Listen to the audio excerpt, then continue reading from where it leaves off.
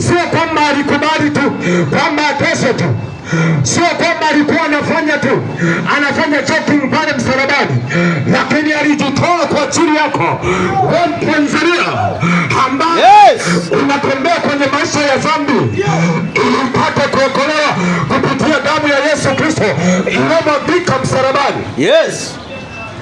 Tanzania, unaposikia neno hili jioni leo, dhambi ni mbaya. Mtanzania, dhambi ni mbaya.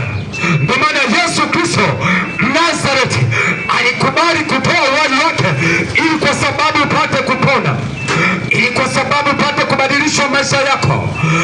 Neno la Mungu linasema kila atendaye dhambi afanya uasi. Maana dhambi ni uasi, na atendaye dhambi ni wa Ibilisi. Maana yeye alizitenda tangu mwanzo. Yes. Lakini huwezi kushinda dhambi kwa akili zako na ujanja wako. Iko damu ya thamani ya Yesu Kristo ambaye alimwagika msalabani kwa ajili yako Mtanzania. Yesu hakuja kwa sababu ya dini fulani. Yesu hakuja kwa sababu ya sehemu fulani. Yesu hakuja kwa ajili ya watu fulani. Hakuja kwa sababu ya kabila fulani. Yesu